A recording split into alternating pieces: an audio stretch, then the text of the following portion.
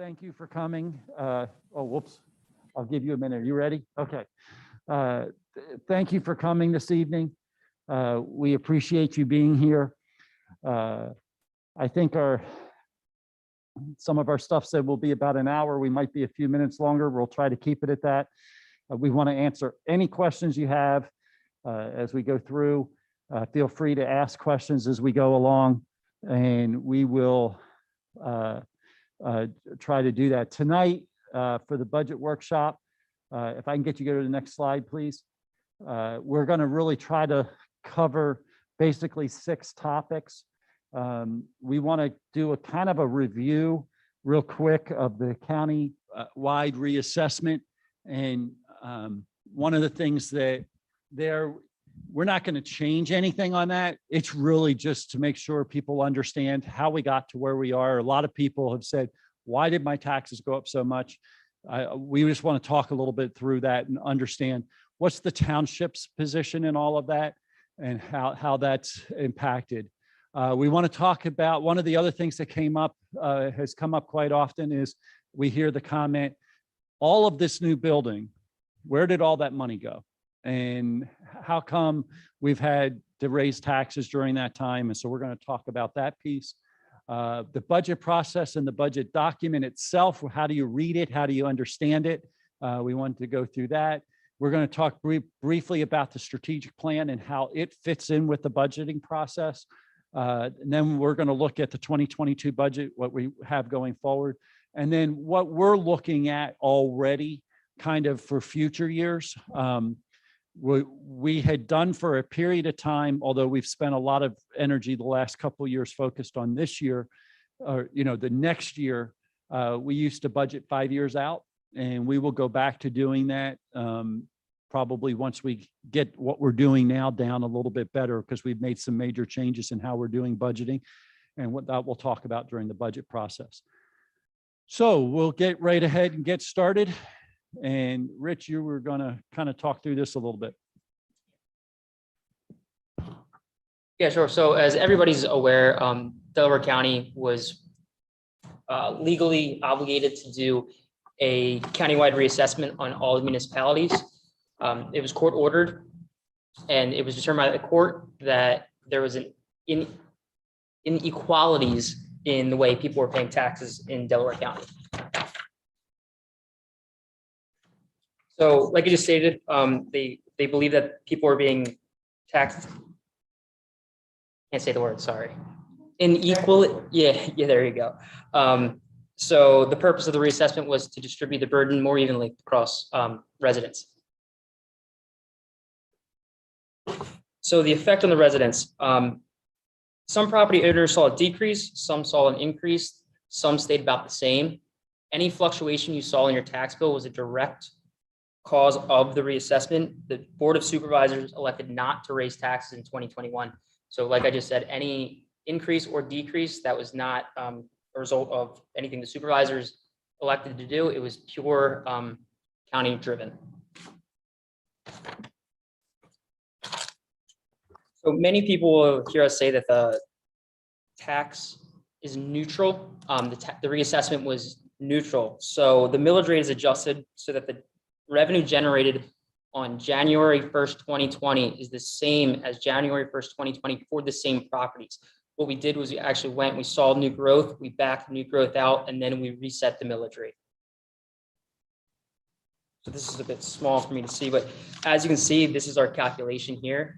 On your left, you'll see the 2020 tax revenue with a $1.9 billion assessment generated about $5.7 million. The new assessment rate was about the new assessment was about 3.3. So we lowered our millage rate to about 1.7, also generating about $5.7 million. And then if you compare the two, we actually ended up with about $288 less in revenue than we did in, I know, outrageous, right? And that when you're dealing with numbers that big and that small in millage rate, that's honestly just kind of a rounding thing at that point.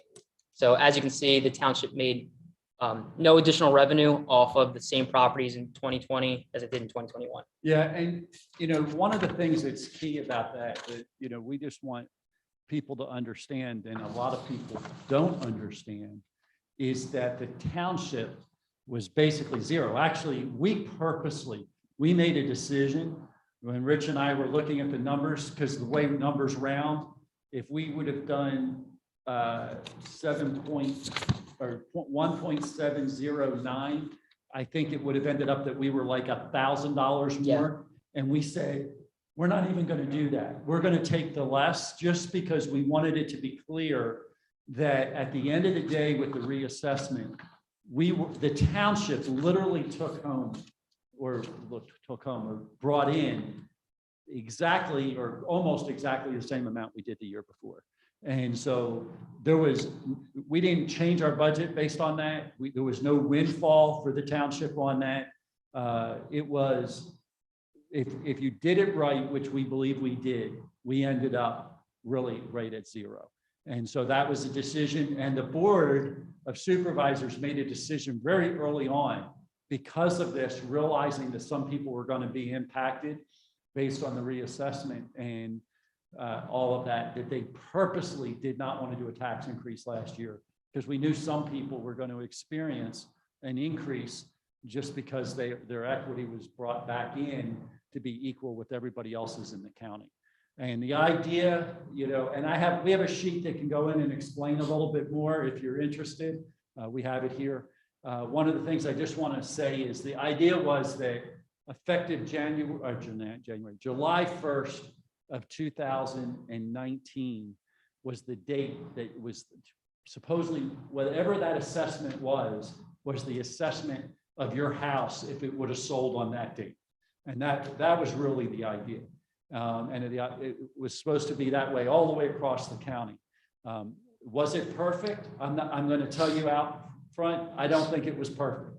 But it at least it was supposed to give this sense of equity as we went forward, because we know it was not before the reassessment. There were definitely properties that were new that were paying a higher tax just because they were new and their houses were valued more. But a house that was a value of $700,000 that was bought, that was just constructed, versus a home that had been here for 30 years that was worth $700,000, if it was on the market, were actually assessed at two different rates.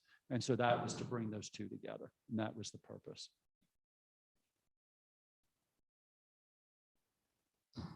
Like this one through. Sure, I can start on it. And so, one of the comments that we regularly received was that, I know these numbers are small, but that on new construction, why are our taxes continuing to go up? Where did all the money go?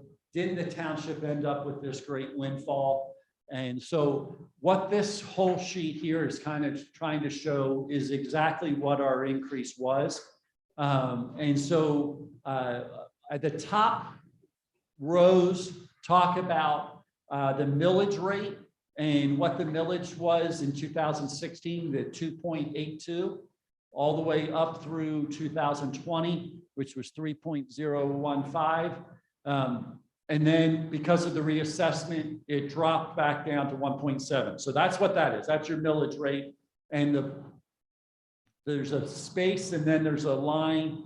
And you can see that it was zero tax increase in 16, a 2.13, a 1.49, 0.14, and we'll talk about that anomaly here in just a minute. And then there was a 3% tax increase in 2020. So that's the tax increases. That's where the board said, we're changing the millage. And so what we did is we went back and said, what was the total assessment starting in 2016, working our way up? And what was the additional tax and how much of it was related to the increase in tax, in the increase in millage, versus how much was related to just the fact that the assessment changed. So that's, if you look at the second line or the second chart, that is the increase due to construction. And so in 2016, we ended up with about 300,000. extra, 290. In 2017, it was 220, 194, 162, 135. And then in 2021, it was $66,000, so not a whole lot. This has nothing to do with the school board. This is just what the township ended up extra because of the new construction. And so we wanted to be clear on that. And then the bottom chart actually is what we have increased because of the tax increases that you see at the top. So we picked up an additional 105,078, and then it was 7,500, and I'm going to talk about that in just a minute. And then finally, when we did the 3% increase, it was 168,000. So that 0.14 in 2019 has everything to do with, we changed how we did street light and hydrant taxes. And so prior to 2019, streetlight taxes were based on the front footage that a house had. In 2019, we changed it to be equal to what the millage was. And so when we did that, this was the calculation, and we took that and the hydrant, and we made both adjustments at the same time. So everything's based off of millage versus having to be concerned about whether Mrs. Smith has 125 feet and Mr. Jones had 50 feet. And, you know, so it was like, this was just an easier way to say, if you're within 200 feet of a street light, 200 feet, am I right? I think I'm wrong. Maybe it's 150? 150. Yes. You're within 150 feet of a street light, you pay taxes of the benefit of having a street light in that area, is how that one works. And so not everybody gets taxed on that. It's based on whether there's a street light within your area.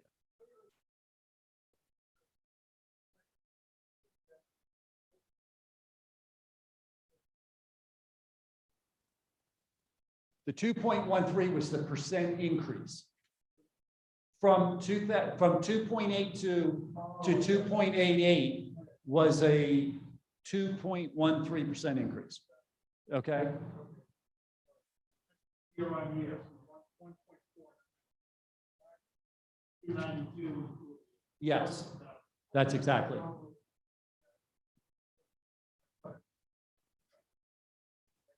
Okay, yep. We'll go back and label that. Is about over a 5-year period, about $1 million revenue. Yeah, so if you'll go to the next slide. I was just. You stole my thunder. So we wanted to show that for new construction, we had roughly about $1 million. And we looked at this during that same period. I lost my little cheat sheet here. During that same period, we went from 5,354 parcels to 5,663 parcels. So a little over 300 additional parcels generated that $1 million. So, and understanding that like one of those is an apartment complex. So it generated more of that concentrated.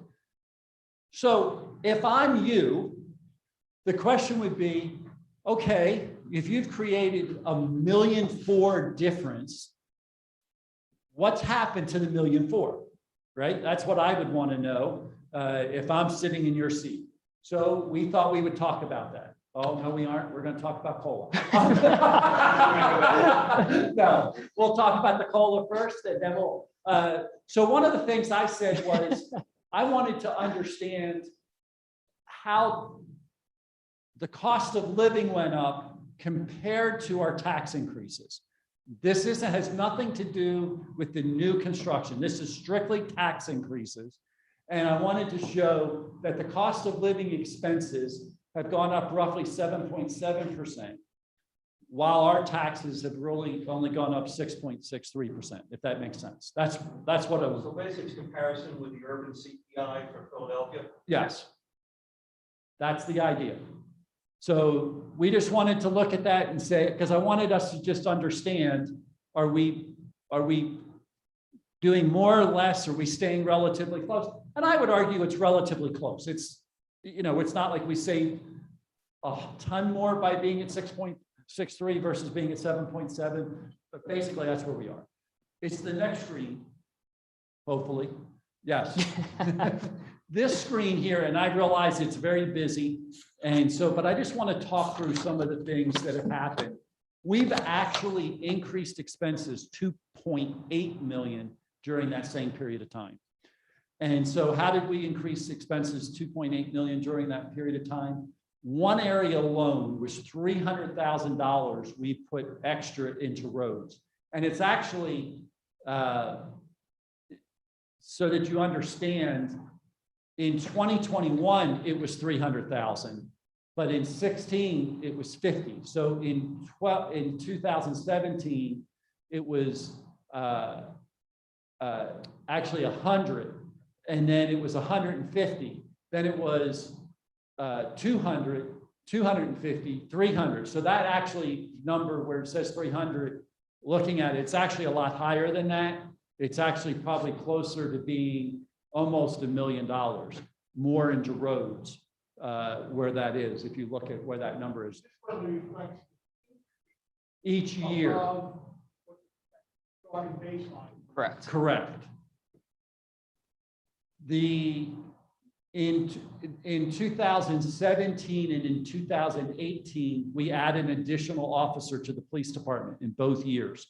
And it cost us roughly $138,000 to do that.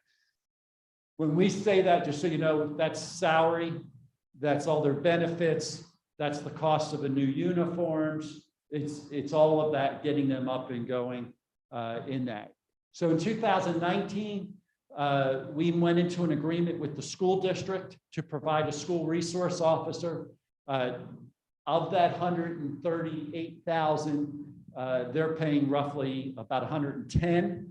And because the officer's not working for them during the summer, we pay for the summer hours, and we bring the officer in and they work for the township during that time. So that's why you see 27,000.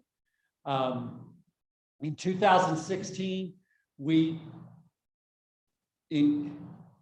before 2016, we typically did not replace police cars on a regular basis. It was like whenever we needed some, we went out and took a loan and we borrowed money against it. And so one year we bought 3 police cars, so we ended up with a loan for 5 years paying it off. When we started looking at it, we said if we were to replace 2 cars a year roughly on a regular basis, then we would be able to keep up with that. And so if that's really what it cost us, we put that into the budget and did that. And then in 2019, we looked at the equipment cost, added that to the process. Yeah, they also changed the model of the car in 2019, and the price went up. So that's the additional 25 to say. Thank you, Ford. And then the codes director, we up until prior to 2017, we were using a third party to do that. And so we took and said, we really need this person in-house long-term. And so we added that position in. We also, 2 years later, we added in a code inspector. And then, so you see where those ads are. Public works employees, we added it's really a full-time person. We did part-time in 2018 and then took it to full-time in 2019 was what that increases. You see how we did that. And then we added an administrative employee in 2021, and that was 57,000. We were going to add a full-time communications coordinator. We made a decision to actually go out and use a third-party company to do our communications stuff. And so we actually brought that back to 25,000. And then one of the things we determined was that we were using open space dollars to pay for all of the maintenance in our parks. And so we made a decision in 2017 that that really should be just part of our general fund budget. If we're maintaining our parks, if it's just maintenance, that's not really improving open space. You know, to keep the grass cut, to replace the mulch and all of those things, that's just a yearly expense. That should be coming out of the general fund budget, and that's what it was. Same thing with IT expenses. I mean, I can go through all the definition, all the other things. The other thing that I just want to bring your attention to is if we look at like police wages, it was the increases. Each one of those years, what the increase was worked out to about $600,000. And then non-uniform was about 250 over that 5-year period or 6-year period. Sorry. And then benefit costs, we've actually had an incredible run. When you look at that number and you keep seeing 0, 0, 0, 0, our health insurance has not gone up in 5 years. I mean, I don't know who else is experiencing that, but our health insurance has not gone up in 5 years. We're part of a trust, and we've been able to keep steady that way. We actually got a 2-month credit this year as well because the trust did so, or I'm sorry, in the 2022 budget, they're going to give us a 2-month credit because the trust did so well. Well, I mean, I just want the public to understand how their tax dollars are being spent and where it's being spent. I mean, that's the key. You are jumping ahead, but go right ahead. Okay. I saw $1.4 million on the previous. Yeah, Okay, yeah. so where the additional $1.4 That's a great question. You thought I paid him to be here to help guide our transitions, right? No, the $1.4 million included the tax increases and included the building, new building. You know the answer? Transfer from fund balance. No, transfer tax. no. No, we actually had a lot of cuts.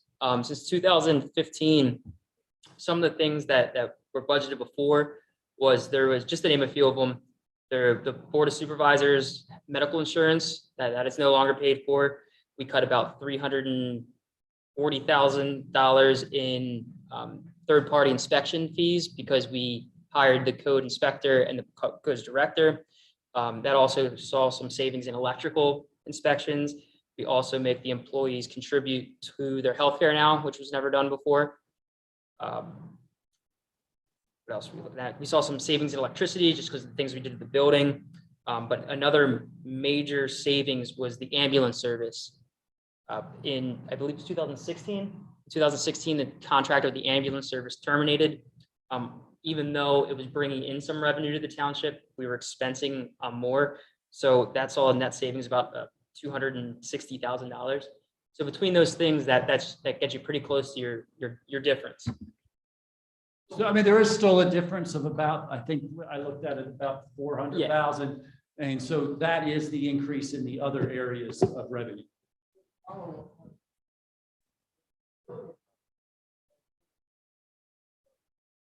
Yes. In other words, did their tax.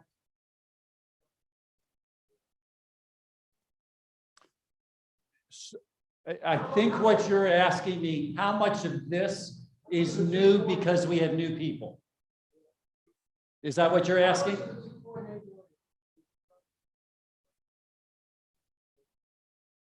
So I would say if we take a look at it, I could argue for sure the 2 new police officers, that because we, as the community grew, we needed to add police officers, right? And we actually need to add 2 more to get, and let me explain why. You say you added 2, why do you need to add 2 more? Well, police officers are a 24-hour service. And so because police officers are a 24-hour service, we have 4 platoons.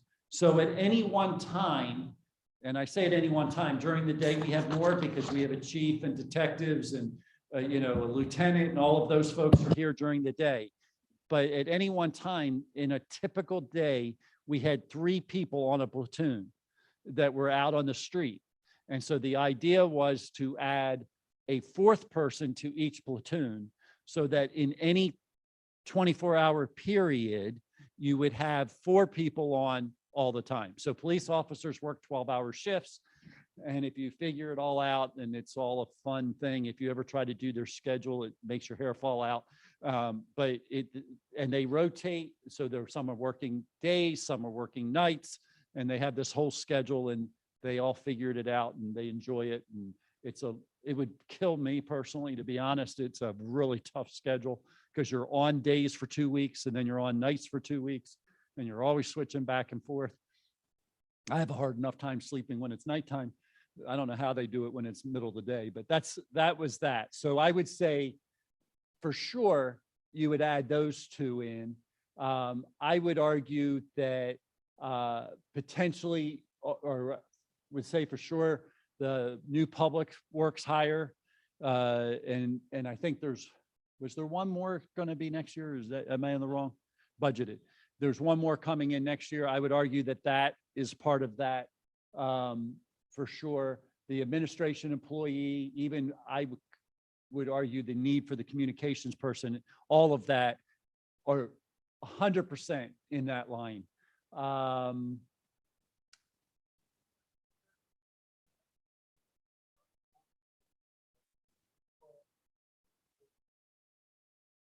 We didn't profit, and we're not living off of all the extra. We're just trying to maintain. We're trying to still give the services that we're giving.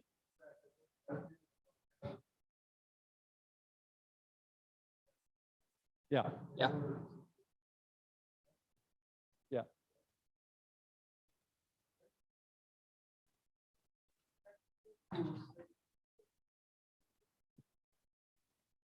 Mhm.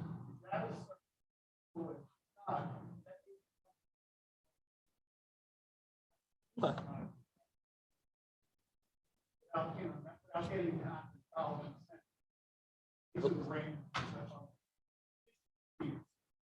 Okay, we'll keep that in mind for Thursday. Thanks.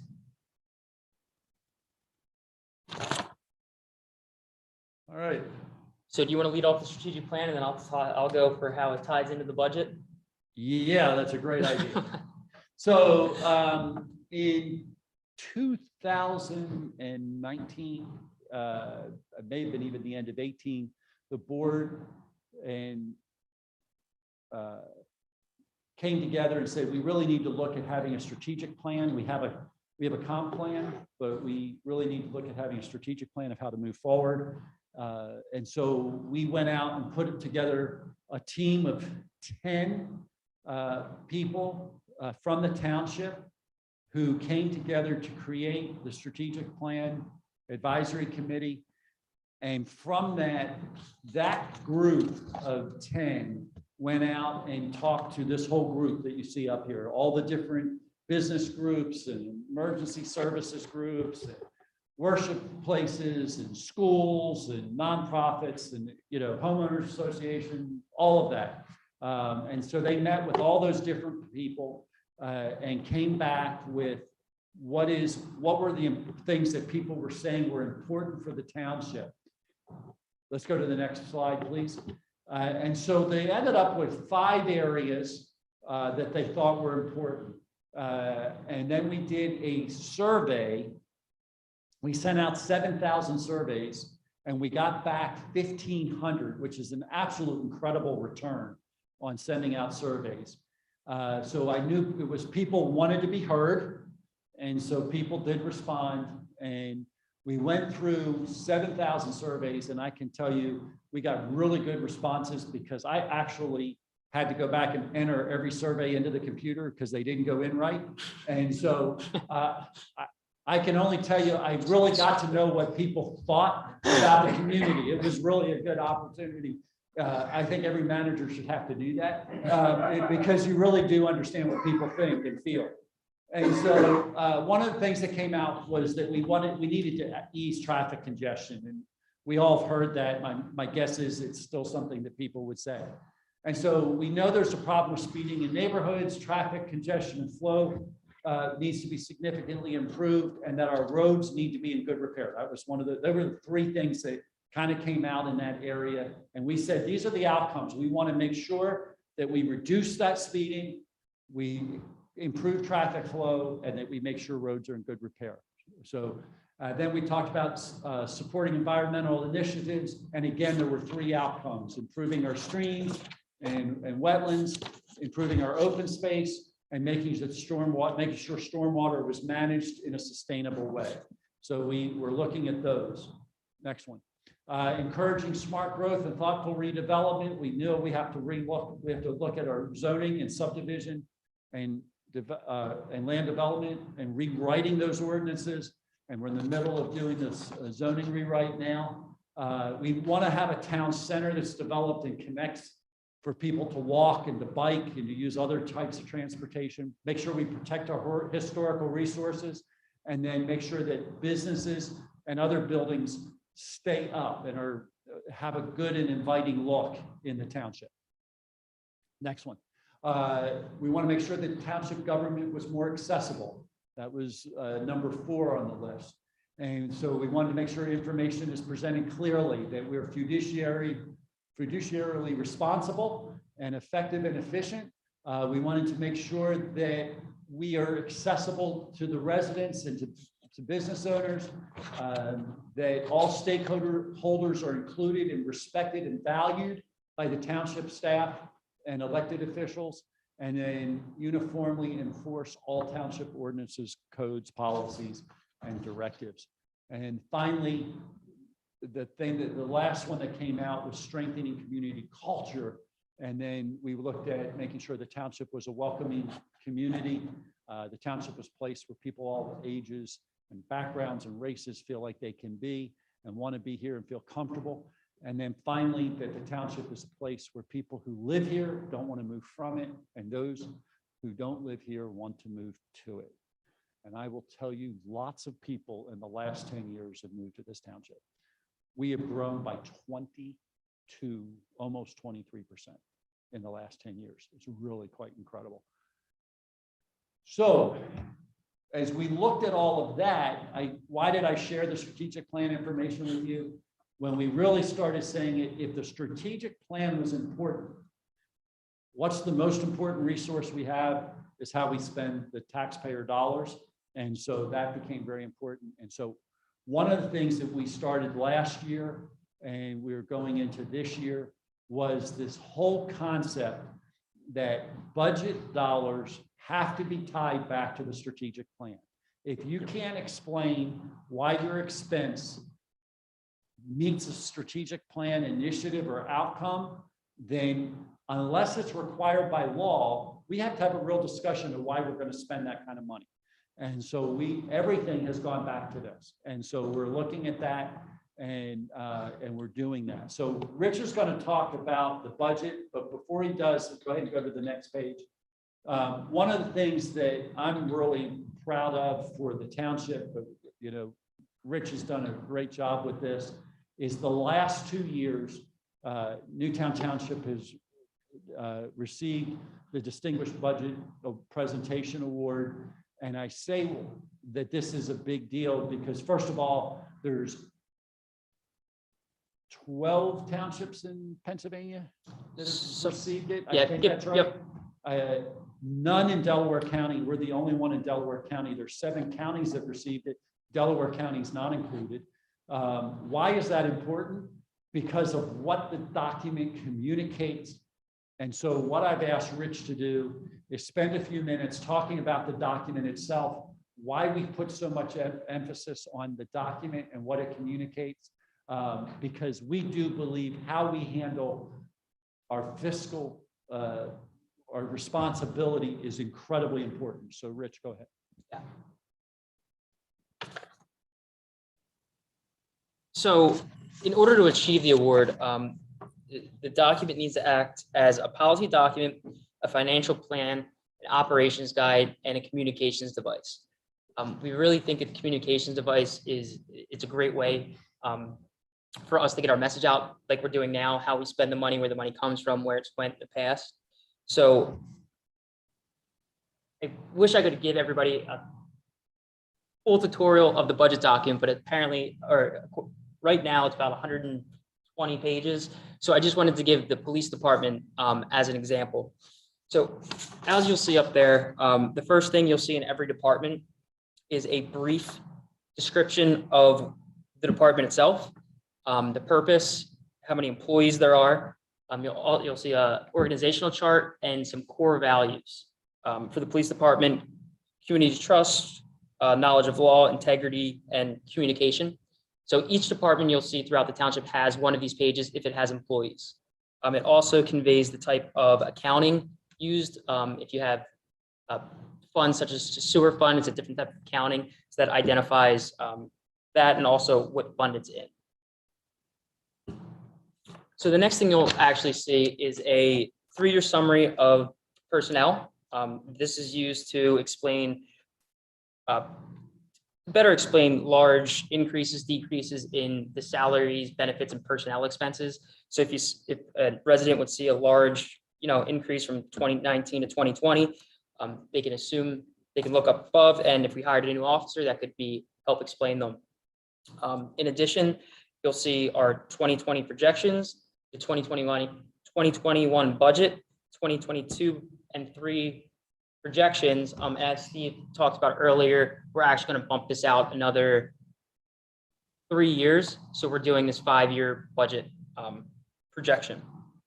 But overall, we think it's a great communication tool, and it's a working, living document. Every year we add, we take away things that don't work, we remodify things, all in an effort to have the resident better understand where their tax dollars are going. Sure.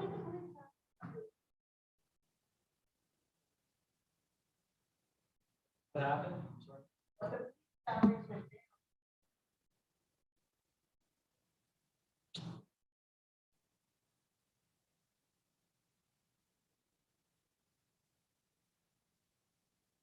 It is, and that's a good question. The question is, I believe if this all gets generated from the projection comes from, it's a system glitch. I will get it corrected before the budget. Why'd you contact? We didn't know is we decided every police officer's taking about a 75% cut, and we're going to take care of it. I won't tell them ahead of time. Yeah, we're trying to balance the budget off the back. Yeah, that was. Question is, may not be something. Our uniform. Mandate. How do you?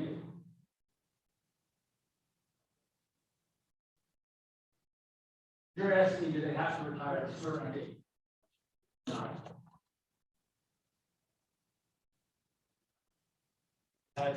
So one of the things that I would explain, recording. One of the things I would explain is that our police officers are not part of civil service, so they're not under some of the same requirements of civil service. But there is not a mandated time when they have to retire by. They have a notice period where if they are going to voluntarily retire. Yeah. They have a notice period in town. So they don't have a requirement of a notice period. However, they have requested and negotiated into their contract. They are a contracted group, so they're union group, they're contracted. They have negotiated into their contract that we would allow them to participate in what's called a drop. And so basically it's a option for them to basically, and we've had a couple officers do it actually this year. They have entered into the drop, and what they're doing is they're determining and they're deferring their retirement, basically is what they're doing, but they're actually retiring from the purposes of the pension plan effective the date that they enter. And so they lock into where they are, and then for the next, and so we have up to a 5-year drop if they choose to participate in it. So for the next 5 years, we know that they're leaving, And so we can start preparing. And during that time, their pension doesn't go up anymore. They don't contribute to the pension anymore. The state doesn't contribute to the pension anymore, but they are when they leave, they'll get the lump sum because every month their pension dollars are rolling over into an account and they'll get that lump sum. Okay. We negotiated it to be cost neutral to the township. And so as long as it remains cost neutral, that benefit will be there for them. So now that we went over a little bit of the budget document itself, we're going to talk a bit about our budget schedule. So in May of 2017, we actually started the budget process. The staff and supervisors got together. It was still via Zoom at that time. And we did an introductory budget workshop to flesh out some ideas and suggestions from the supervisors, what they would like to see in their 2022 proposed budget. So we started out with personnel on July 12th, proposed capital on August 9th. We went over operating expenditures on the 13th. Today is the 28th. It is one of our 2 budget workshops, tonight at 6:30 and then tomorrow, or I'm sorry, Thursday at 3 during the day. October 11th, we plan on going over our revenues. The 25th, we'll do a combined presentation of expenses and the other funds. And then on November 8th is we plan to present minor modifications, show the Board of Supervisors the budget as a whole, and get permission to advertise. Once you get permission to advertise, you need to wait a minimum of 20 days before you can actually pass the budget. So that's why the budget's not going to be passed at the November 22nd meeting. We actually have to wait till the 13th to meet that 20-day advertisement requirement. So just want to briefly go over where we're at with the 2022 proposed budget. So to sum things up, in the personnel budget, we're seeing a salary increase of, these are all proposed, obviously, proposed increase of about $42,500. Uniform increases are a little bit more set in stone. They're set by contract in 2022. It's a 3% increase. As Steve talked about, in an effort to build this new platoon out, we are going to propose hiring an additional officer for about $133,000. And also, as Steve talked about before, we saw no medical increases for health insurances for the employees again this year. So in a nutshell, that was what was presented to the Board of Supervisors for the personnel. Moving on to admin. If you have any questions about any of these items, feel free to stop me. We always like to break our capital items out into new items and replacement items. Replacement items are things that we currently have and we will need to replace to keep the level of service, such as an admin vehicle. Example of a new item would be scanning for documents. We have a whole public works storage area that is filled with papers in an effort to go paperless and to store them properly to help us get information out. We're proposing, it's actually a 3-year rollout of having a company come in and scan and help us organize things. So moving on to codes. In 2021, early 2022, we believe that the zoning rewrite is going to wrap up. It makes sense just to go right into the land development rewrite. So that's the additional $65,000 you see there. Police cars, this is actually possibly changed since last time because we just got approval last night to have the temporary speed signs purchased. So as many of you see, there's a big message board out. I believe it's right out in Ellis now. They're proposing getting another one of those, some temporary speed signs, more of the temporary speed tables, and the 2 replacement vehicles that we spoke about earlier that were previously purchased from fund balance, but we build them into the operating budget now. Public Works has actually requested the permanent speed signs, some emergency generators that we've been replacing throughout the year. I believe this is going to be our last of a 5-year program to get emergency generators on all the traffic lights. The installation of some speed humps, a replacement vehicle and roof repairs for the building. Although we did a renovation in 2016, 17, one of the things that we didn't go ahead and do was replace the roof.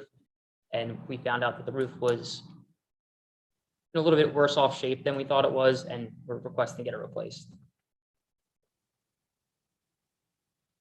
Another capital item in parks is going to be your township survey. This is having an engineer going out with what I'm assuming is a GPS device and mapping all township property. This helps us with some property maintenance issues, such as when trees falls, whose responsibility different trees are, things along those lines. For Bartram Bridge needs some repairs, and the big ticket item is the replacement of the turf field. Yes, for about $450,000. The supervisors tasked us with going back and actually coming back with a number of what it would take if we just went back to a grass field versus replacing the turf. So that's something that we'll look into. I would, if you go back just one moment, I would mention on the property survey, that's not surveying all of our properties. We're putting about 10,000 a year in for about the next 6 years to get through all of our properties. So at the end of the day, we would request about $206,000 in new capital items, but as you can see, the chunk of it is in your replacement items of about $975,000, bringing the total capital budget to about $1.2 million as of now. I don't know if this is the right time, and you can stop me if it's wrong, but I'm pondering this administrative vehicle. I know several SUVs. Has consideration been given to converting to electric vehicles? Now, the environmental stuff has always been a big issue, but frankly, I've always seen it that we're all environmental dilettantes, with plants up on poles. But frankly, it doesn't really do anything about the big problems. And it seems if we are serious, using our budget as an expression of goals and objectives, that we would start moving non-emergency vehicles, say hybrid or electrical, put in a charging station at the libraries of people. We can begin laying the groundwork for what basically would be energy economy. And of course, doing it gradually makes sense. So incorporating this now.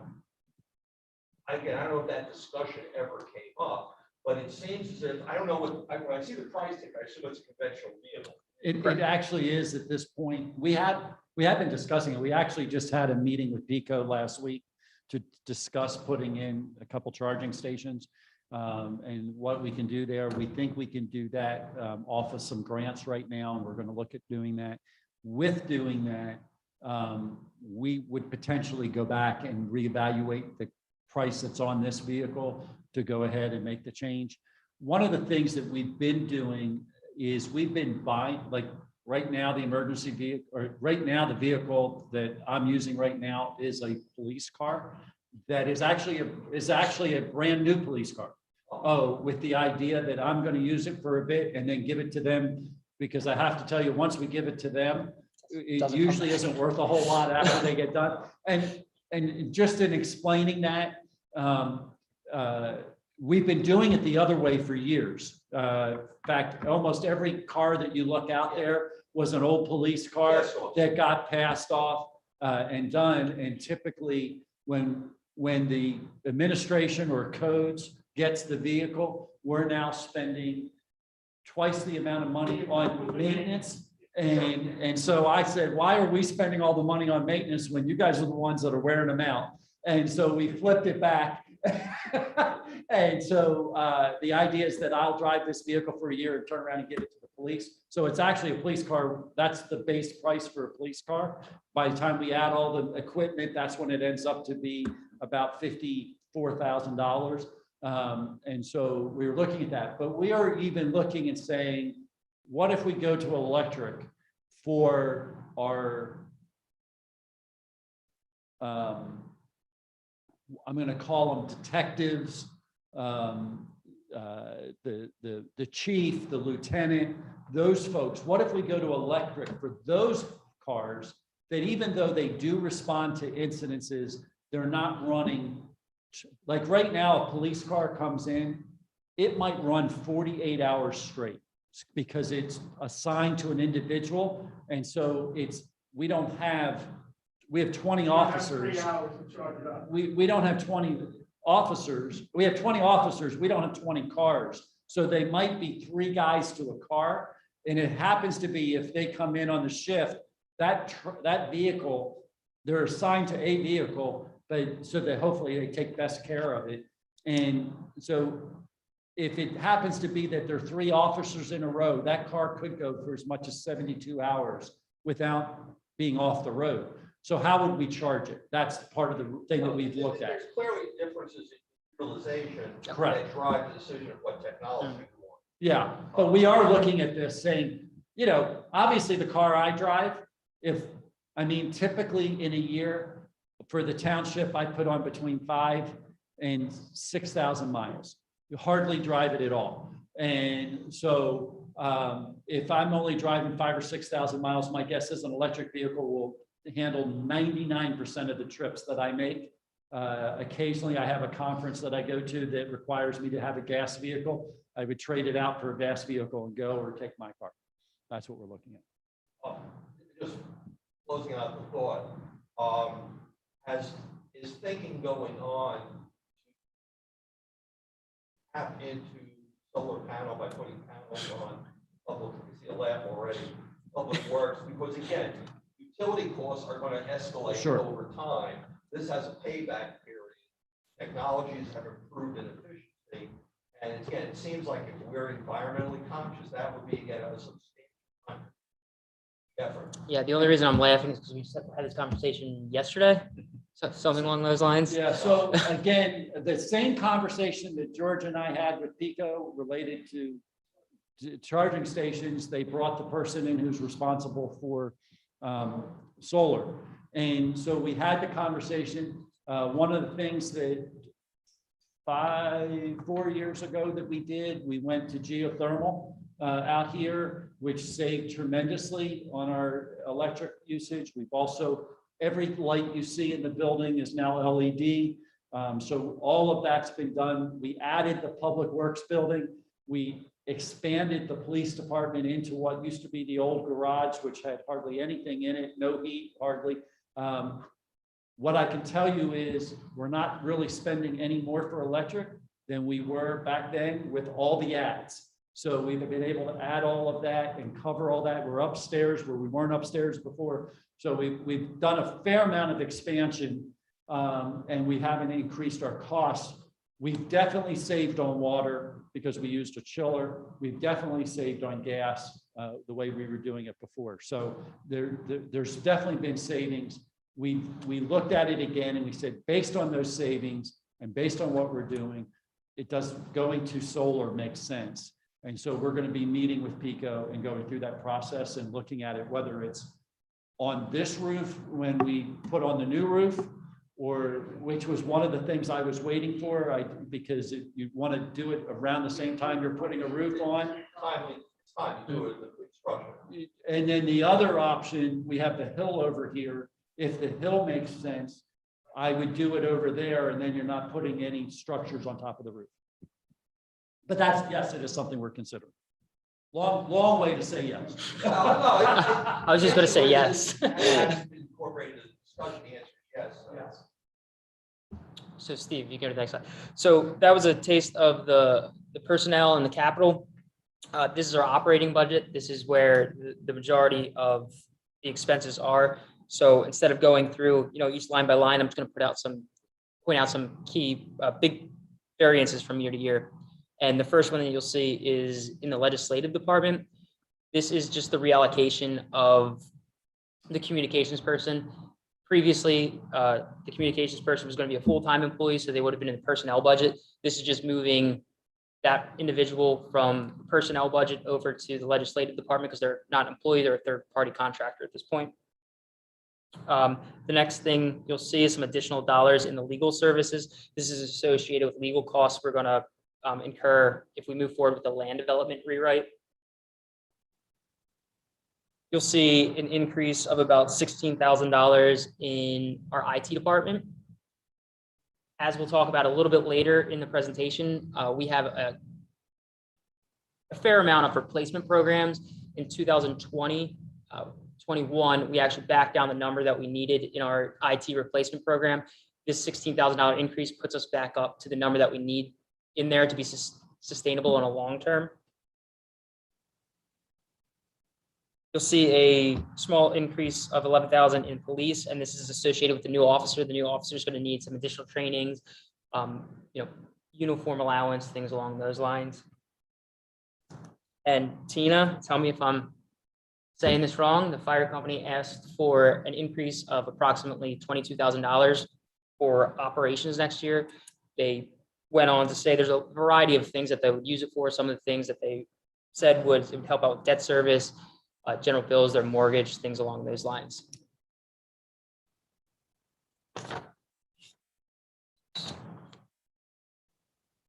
Moving on to codes, you'll see a $58,000 increase. This is associated with third-party inspections. So I would like to point out that there's actually a revenue associated with this. So although you're seeing a $58,000 increase, there's going to be an offsetting revenue. If the revenue comes in, it's going to offset. If the revenue does not come in, we're not going to spend the $58,000. So although it seems like a lot, it has an offsetting revenue. You'll see a $54,000 increase in planning and zoning, and this is also associated with hiring a consultant for the zoning rewrite. The next thing you'll see is a $16,000 increase for recycling. This is contractual. We're locked into a contract for this. We actually just went out to bid. Once we get the bids back, we can adjust this number. One of the options that the supervisors are interested in is seeing how much weekly recycling will be versus bi-weekly recycling. So once we get the numbers in, we can present that to the board. And if they choose to tell us to build it in the budget, that this is the line item that will do it. You'll see a large decrease in street sweeper repairs. The street sweeper got in an accident in late 2020. So we needed to do a budget increase that was actually funded with insurance dollars. This is just bringing the budget back down to where it was before the accident. So much like the fire company, the library is asking for a $19,000 increase. This is to hire some additional staff as well as do some salary adjustments. I don't think they've done salary adjustments for the past couple of years. But the two big ticket items you're going to see here is $500,000 decrease in debt and a $400,000 decrease in the pension. The debt is actually, what happened was we had 2 years of a principal payment. We did a borrowing in 2020 and we weren't yet done paying our 2016 loan off yet. So we actually had a double debt service payment that year. We funded it through fund balance. Yes. Yep. So what's going to happen in 2021, we officially paid off our debt service for our last payment for the debt service for 2016. So that actually frees up some liquid fuels dollars. So what we're doing is we're going to move this $536,000 principal and interest payment over to the liquid fuels, remove the use of fund balance. So although you see a $536,000 decrease, it was actually offset by fund balance. So you lose $536,000 in revenue. And the last you'll see is a $395,000 decrease in pension. This is actually pretty exciting. We got news a couple weeks ago that both of our pension funds are 100% funded. Not only are they 100% funded, we actually reduced the police assumed interest rate from 7 to 6.5 return on investment, and the uniform from 8 to 6.5 to better align with what we're actually going to get, and we were still 100% funded. So for everything that the supervisors, the pension committee have done over the past couple of years, we're actually seeing a $395,000 decrease in our pension MMO. So overall, you'll see a $740,000 decrease in expenses, but right in front of you, you see the debt service and the pension account for pretty much all of the savings there. So in a nutshell, that was where we're at with our personnel, capital, and operating budgets.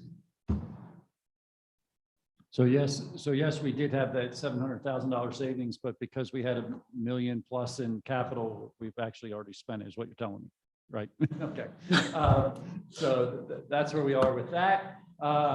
So one of the things that we really wanted to talk about finally, though, is we talked about 2022, and we're saying we're looking at where we are. When we look at all the numbers, if you do all the math, we haven't gotten through all the revenues yet, and understanding where that's going to be. We'll probably hopefully know more within the next week or two before we do our presentation.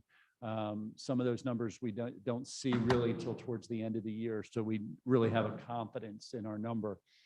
But there is a gap right now. Be bluntly honest, I think if we keep revenue exactly the same as this year, I think we're off about $150,000, and so we're going to have to look at that, even with the savings that we've had in the other area, just because of the capital and those things. And so we're taking a real close look at that.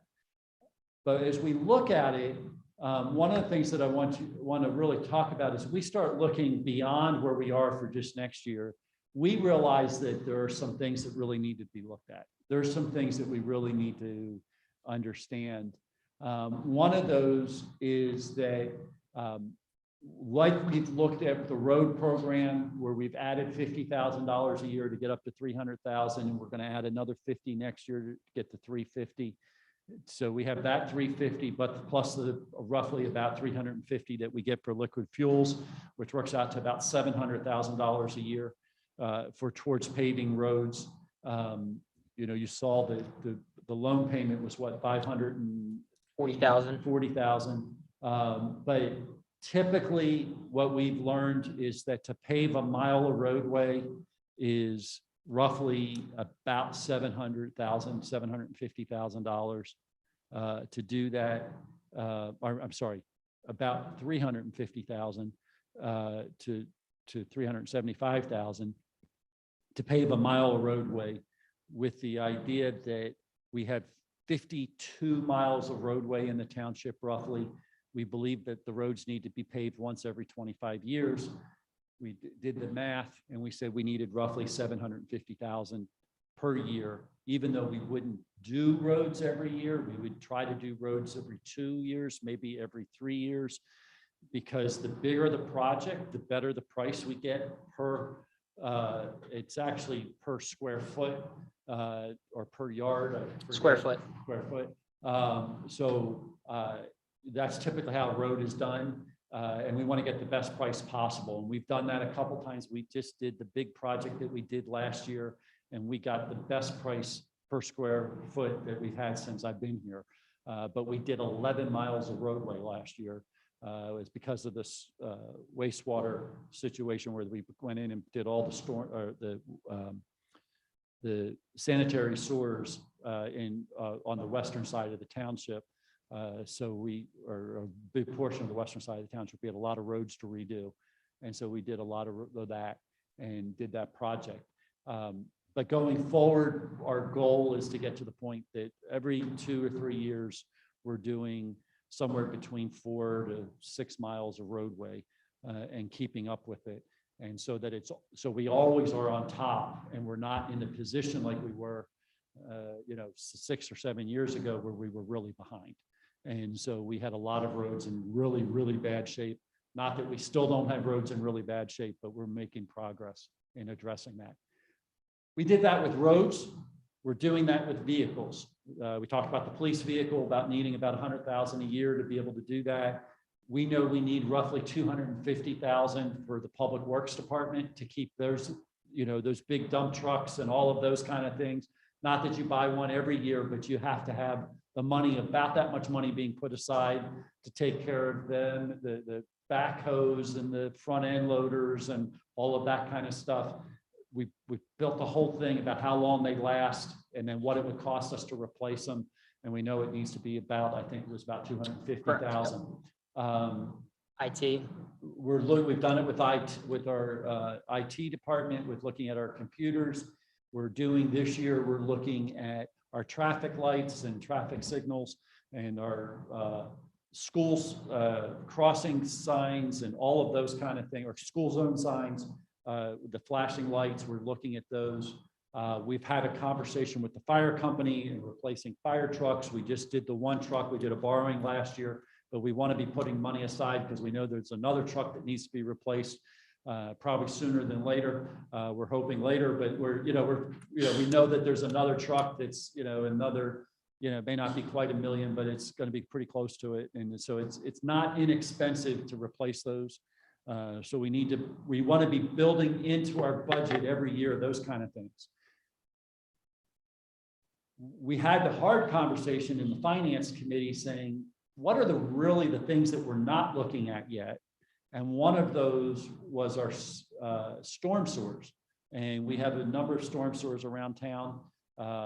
And so we started looking at that, and there's a committee that's set aside as part of the finance committee that's really looking at that piece and what it would cost it to maintain what we have and to replace what we have in existence today.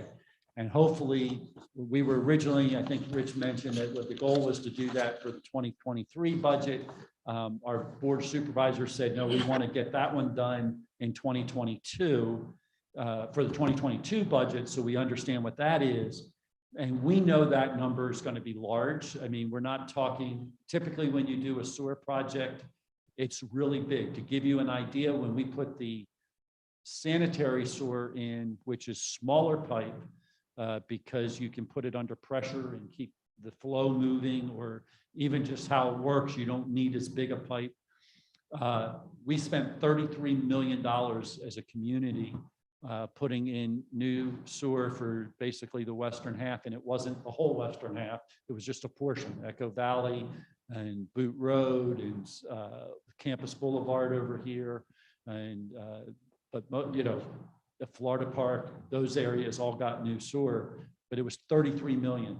When we look at stormwater, instead of having a pipe about like this big, you're talking about pipes like this big. And they're much bigger. You do much more land disturbance when you put them in. We know that when we start addressing those, we're probably talking tens and tens of millions of dollars. And so we're kind of having those conversations now so that when we get to that point, I'm not sitting here going, how are we going to pay for this? And we're having that conversation, and we're starting to get set. And so we understand what kind of monies we need to do that. In addition to that, we have done 3 master plans. We did the Greer Park master plan here recently. We know that that's roughly about $4 million to redo that park. Trails master plan came back. It was, I think, somewhere between 20 and 25 million to do the trails around town. If we look at the master plan for the Meadow Preserve, that was $5 or $6 million 4 years ago. Just looking at those are big ticket items. And if we don't start planning for those, we're trying to get grants, but we don't always win on the grants. And so we're trying to look at how to do that and say, how will we be able to move these projects forward and really start having the types of parks and the types of places that people want to go to and enjoy, and the trails that people want. And then in addition to that, we have the separate stormwater source system, which is the MS4, municipal separate stormwater sewer system, that has to, we have a requirement by state mandate to maintain our waterways in the township, make sure that their water quality is at a certain level. And we just went in, and I don't remember the exact dollar amount, but it's close to $1 million+ over the next 5 years that we have to do. And that's mandated, that we have to do. We don't have any choice. And in addition to that, we've looked at just things like, we know we have 3 dams in town that we need to replace and or remove. And so what are we going to do with those? And, we just know that that dollar amount for that is over $1 million just to do that. So sometimes when people say, oh, the township has lots of money, I say the township may have a few dollars right now, and it sounds like a lot of money to you and to I, but when we start talking about these kind of things, it's a drop in the bucket for what we really need to be having dollars for and where we really need to be going. And so we're looking at that. We're really examining how we manage our fund balances. One of the things that we did early on in my time here and Rich's time here is the board said that we were going to maintain a 25% fund balance for operating. So if we have a $10 million budget, we maintain 2.5 million. And last year, when we went through COVID, was a perfect time because every municipality I talked to was in a panic mode, and we were not. You know, we didn't go into a panic mode. We just started having questions. We started saying, what do we need to examine? What do we need to look at? What do we really need to do? We were able to make decisions because we had dollars sitting there knowing that we would meet payroll, that we would meet our other expenses that we were required to meet, even if taxes didn't come in. And so we were prepared. Fortunately for us, our taxes came in. I think they were a little behind last year, but they were almost exactly like the year before. So it ended up not even being an issue. But when a lot of communities were really facing big issues, we were able to really not focus on how are we going to handle the dollars. We were focused on how we were going to handle the situation and make sure we provided the services to the community that we needed to. In addition to that, we say we need to have at least $1 million in the capital account at all times for the unexpected. Just to give you an idea, we had a culvert that went bad last year. Actually, we had 2 in the last 3 years. And in both cases, they were almost $100,000 a piece. And so, you know, this money sounds like a lot of money, but it takes just a second and it changes everything. Some communities just 3 weeks ago when Ida went through would be spending their $1 million today. We happen to be just at the right place where the storm kind of went around us, and we were very fortunate. You know, we had some flooding, we had some issues we had to deal with, but it was not to the level that some communities dealt with. So that's our policies that we live with, and we watch those pretty closely. And so right now, I know we have about $6 million. If you go to the next slide. I'm wrong. We have about 9 million in our. And this is after, so you're correct, but this is after the 2021 transfer. Oh, okay. So it was before I thought. Yes. Okay, I was going to say. So there was the 21 transfer that was done.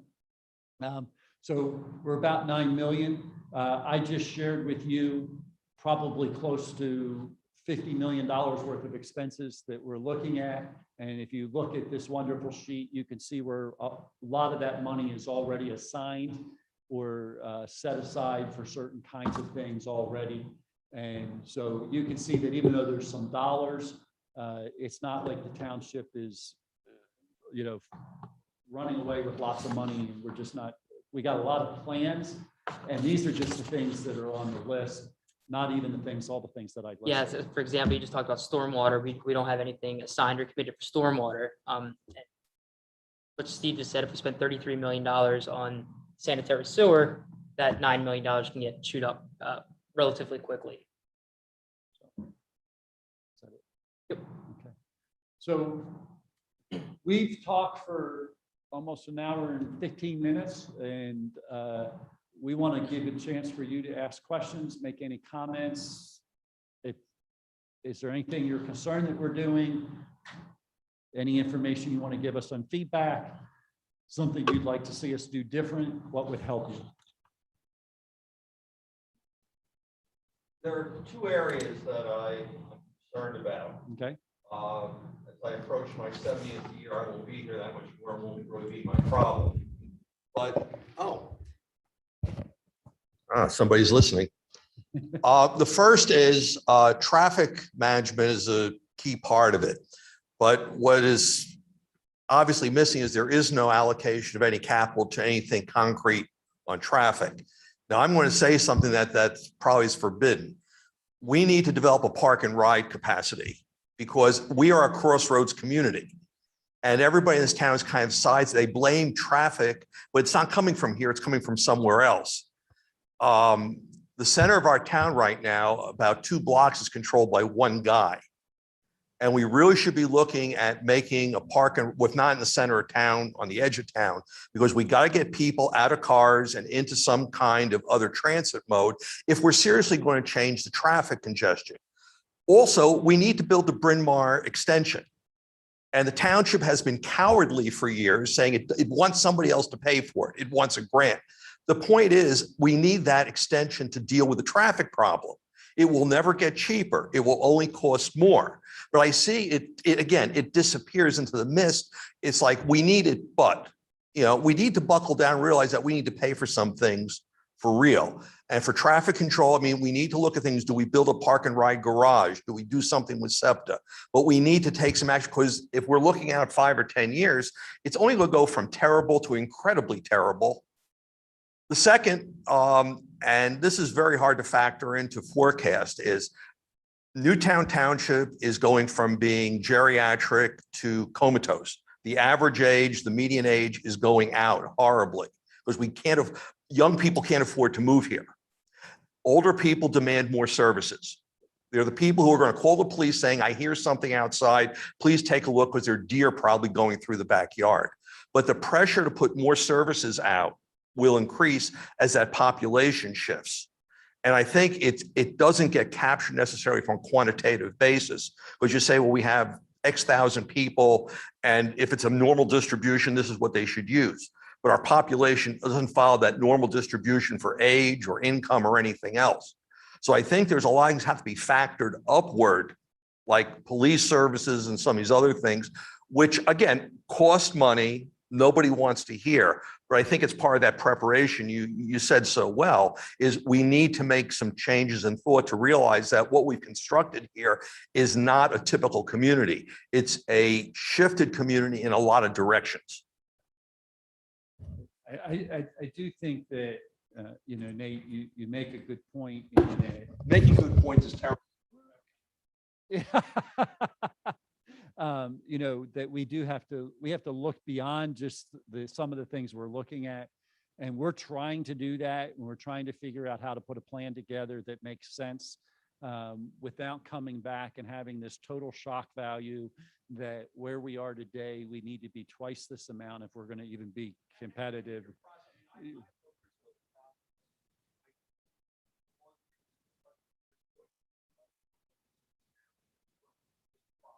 Mhm.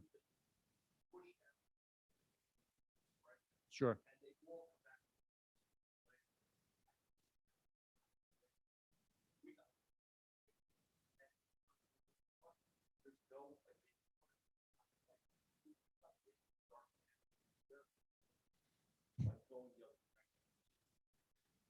Well, I hope we don't move that way, but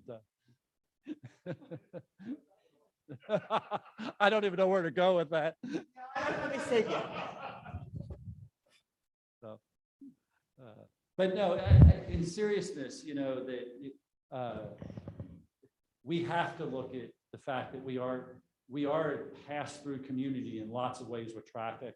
We've got 2 very big arteries that come through town and basically bisect us both ways, and we end up with 4 quadrants, and we're really aware of that. And having done the expansion, I think, is helping, but it's not solving the whole problem. And I serve on a task force that's called the Westchester Pike Coalition, that we're actually looking at how do we move people through this area more effectively.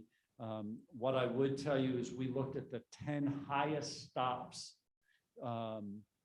between Upper Darby and Westchester Pike. And Westchester, not Westchester Pike, but on Westchester Pike to Westchester.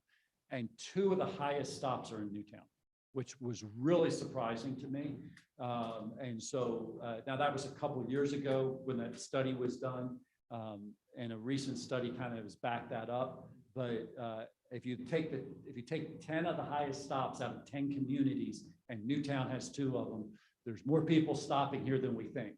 And so that's what we know today. But how do we increase that, particularly with the fact that we've added someplace like AmeriHealth and those kind of things. How can we, how can we increase the number of people that are coming in that way by public transportation? And, we talk about the trails and the greenways piece. One of the reasons why the board is really pushing that, we score very low on walkability as a community. And so how do we give people the opportunity to walk around this community and not have to get in your car to drive to the grocery store, or get in the car to drive here and drive there? Obviously, some places in a 10 square mile community, you're gonna have to drive, but where people are closer and they could walk, how do we create that walkability? I just wanted to congratulate you on your budget award. I do think that is very impressive, and I wanted to commend you on having the public budget workshops, especially after a year like COVID and the reassessment. You kind of could have been out here with a bullseye target on your back, but I've been coming to these for a few years, and I think you guys do a great job, and it really explains a lot. And I think that transparency is something to be applauded, especially in today's day and age. So thank you for doing it. If you can tell us how to fill this room when we do it, that's our goal. Because I want to tell you, and I'm hoping people will watch this. We're recording it so people can. We hear things about how we budget and what people don't understand. And we really built this year to try to help answer the questions that we've been hearing. And so we have another one of these Thursday afternoon. I know it's 3 o'clock in the afternoon, so there will be people who are working and can't come. But as Nate says, we have a community that is also an older community. That's why we did it 4 years ago when we did this. 4 when we were at Dunwoody, we had about 35, 40 people that showed up at the afternoon one. And that's why we've continued to do the afternoon one, because we want to make sure that there's an opportunity for people to show up.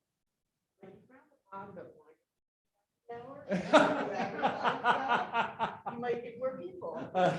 Well, you make a good point. Wine and cheese happy hour. We'll have a conversation with the board on doing that. Can I assume that the program speed humps that were in the program, are they designed to reduce traffic speeding through neighborhoods? It's similar. I don't know if you've had a chance to go down Sawmill. We had some speed tables on Sawmill this year. They're temporary. The ones that we're looking at, well, actually, we're looking at 2 different kinds, but the ones that we're looking at purchasing that were there are temporary speed tables.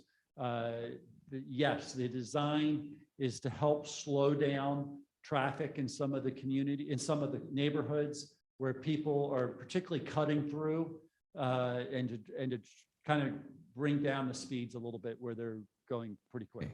I'm in one of those neighborhoods that has that problem, and there already are 2 speed humps on Brookside Road, and they don't have any effect on it. Yeah.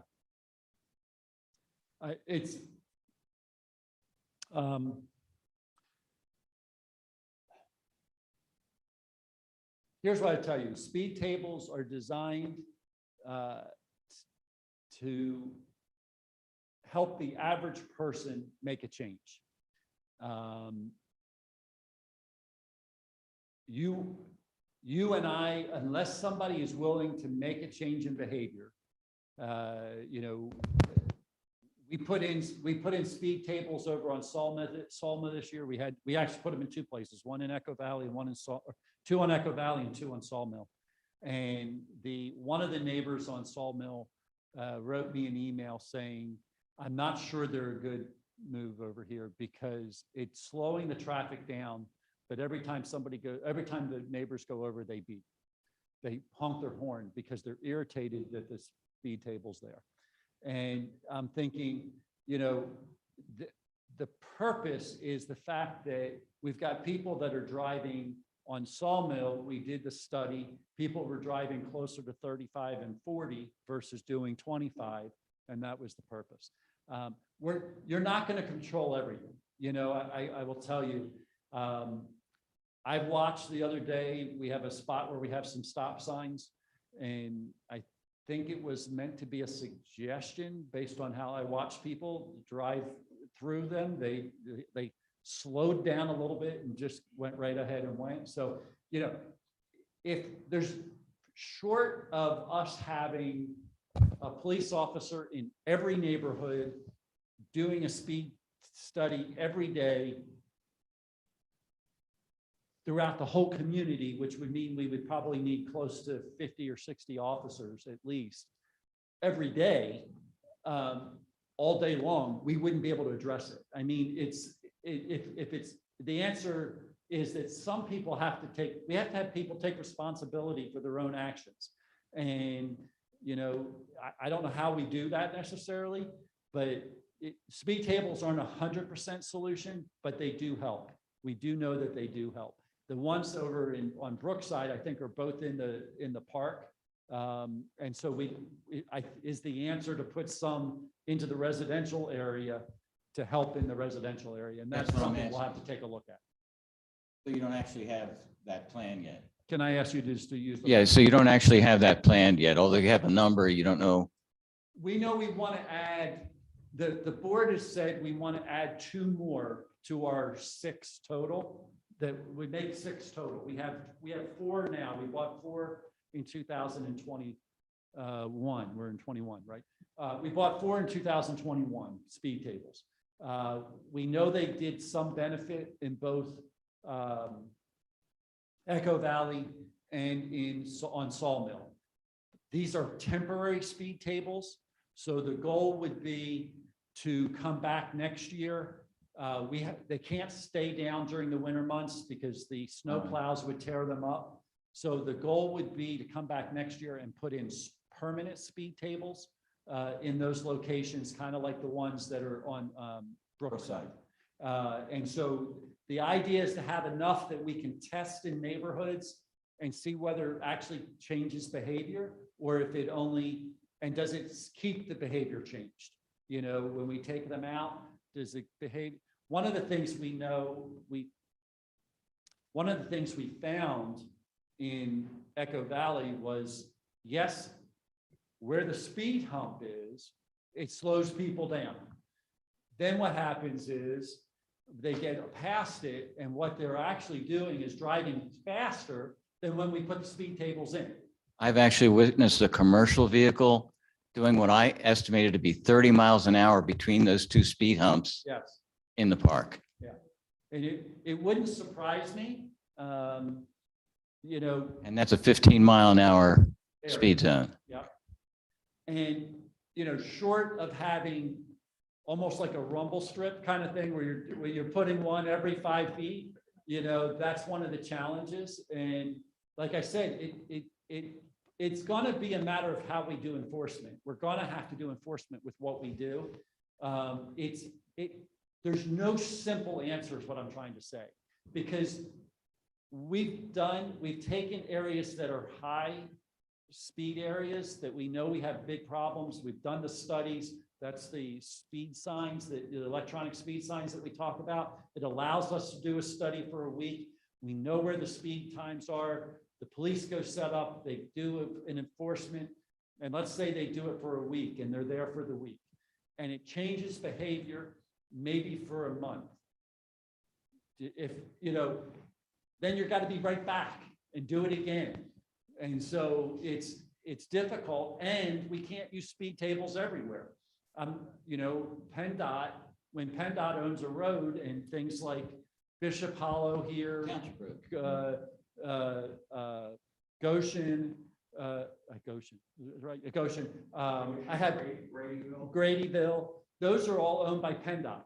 And so PennDOT, that's not their method of slowing people down. That's not how they want to do it. It works well in areas like ours, when you're in a neighborhood.